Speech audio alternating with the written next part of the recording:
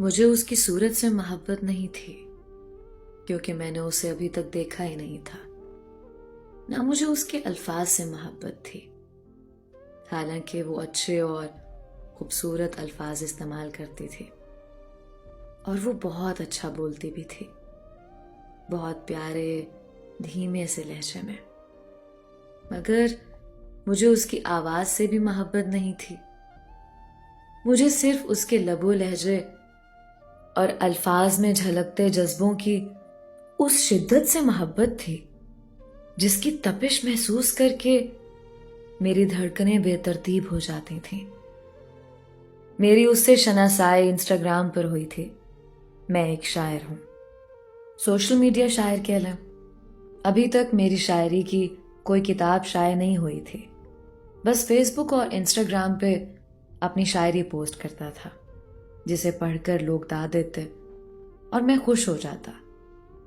दिन ऐसे ही गुजर रहे थे कि एक दिन जैसे ही इंस्टा ऑन किया, एक सलाम का मैसेज मिला। देखा तो किसी लड़की की आईडी से था। पहले भी ऐसे कई मैसेज आते रहते थे, लोग तारीफ भी करते थे।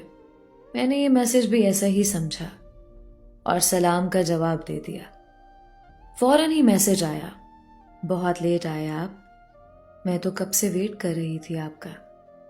मुझे वाकई हैरानी हुई थी कि रात के 1 बजे ये मेरा इंतजार क्यों कर रही थी, और इससे भी अहम सवाल ये था कि ये कौन थी।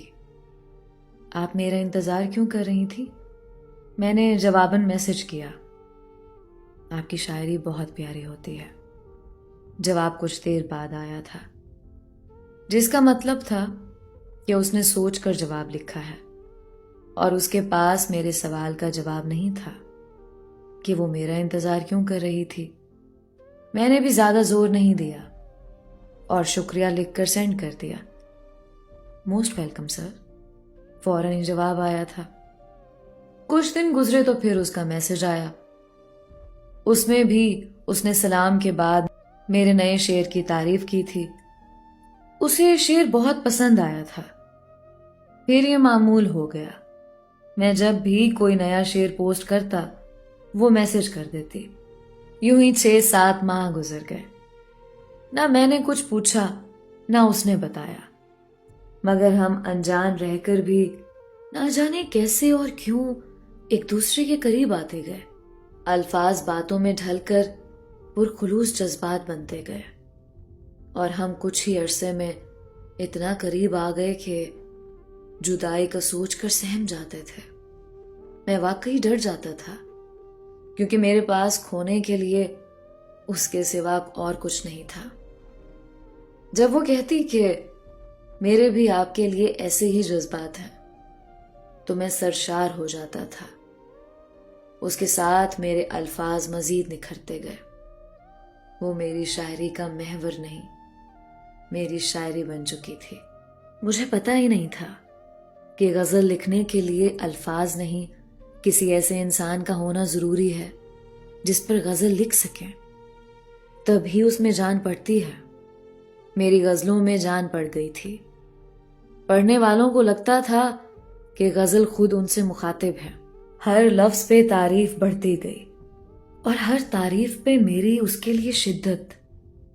मैंने पारस पत्थर के बारे में पढ़ा था कि अगर वो पत्थर किसी भी चीज को छू ले तो उसे सोना बना देता है, मगर मुझे मालूम नहीं था कि कुछ इंसान भी पारस जैसे ही होते हैं, जो किसी भी आम इंसान को छूकर उसे सोना बना सकते हैं।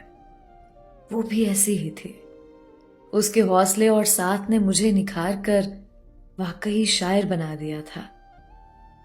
कहते हैं मोहब्बत आग का दरिया है जिसे डूबकर गुजरना पड़ता है, मगर जब मैंने उसके साथ आग के इस दरिया में छलांग लगाई तो पता चला कि अगर कोई अनमोल इंसान साथ हो तो आग का दरिया भी गुलजार बन जाता है। एक दिन कहने लगी, मुझे आपसे जुदा होने से बहुत डर लगता है। मुझे रातों को नींद नहीं आती। जब मैं ये सोचती हूं तो कांप जाती हूं। अगर ऐसा हुआ तो میرا وعدہ ہے آپ سے کہ میں زندگی سے بے وفائی کر جاؤں گی۔ اسے ڈر تھا یا نہیں، مگر اس کی بات سن کر میں ضرور ڈر گیا تھا، کیونکہ مجھے یقین تھا کہ وہ جھوٹ نہیں بولتی۔ اس کے جذبوں اور ارادوں کی شدت کو میں جان گیا تھا۔ کچھ دیر کے لیے تو میں ساکت ہی ہو گیا تھا۔ مجھے کوئی الفاظ ہی نہیں سوجھ رہے تھے جو اسے کہہ دیتا۔ مجھے خاموش پا کر اس نے دوسرا میسج کر دیا، مجھے پتا ہے آپ کو میری بات بری لگی ہے، سوری، مگر میرا خود پہ اب کوئی اختیار نہیں ہے۔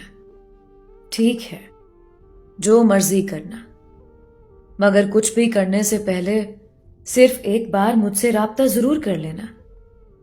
اگر میں زندہ نہ ہوا تو جو دل چاہے کرنا، اور اگر زندہ ہوا تو اس کی نوبت ہی نہیں آنے دوں گا۔ اس لیے وقت سے پہلے سوچ سوچ کر خود کو ہلکان نہ کرو اور رونا بند کرو۔ آپ کیسے جانتے ہیں کہ میں رو رہی تھی؟ اس کا حیرانی بھرا میسج آیا، کیونکہ صرف میں ہی جانتا ہوں تم کو، اس لیے آپ تو بہت پہنچے ہوئے ہیں۔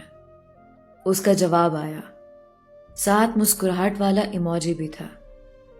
میں نے تصور کی آنکھ سے دیکھا کہ میرا جواب پڑھ کر وہ مسکرائی اور بھیگی آنکھوں سے مجھے جواب لکھا، آپ تو بہت پہنچے ہوئے ہیں۔ اس کا نم آنکھوں سے مسکرانا اس کے چہرے پر دھوپ چھاؤں کا حسین سا امتزاج بنا گیا تھا۔ بے اختیار میرے ہونٹوں پہ مسکراہٹ آ گئی تھی۔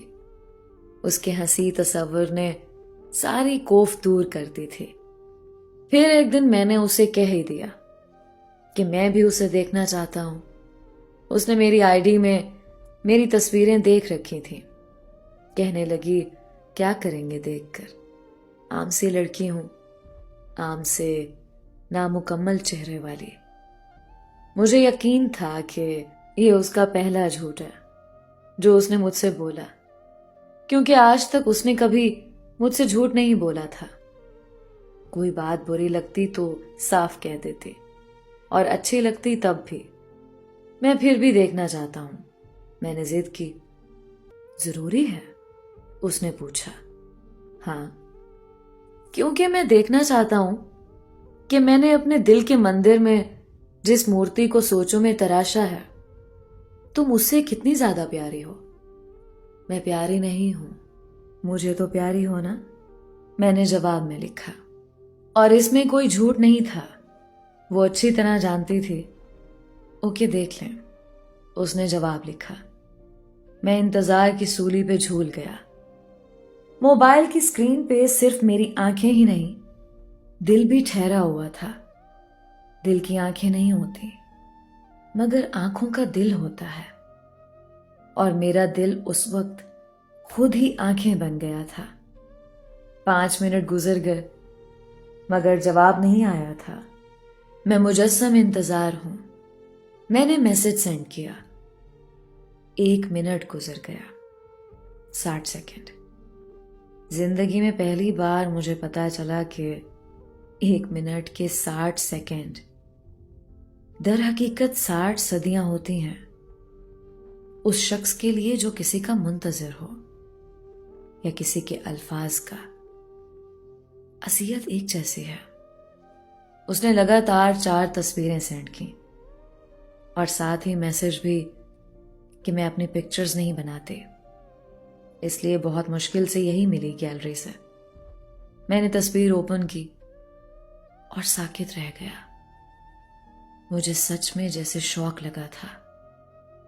میں تصویر پر نظر جمائے بھول چکا تھا کہ میں کہاں ہوں اور کون ہوں۔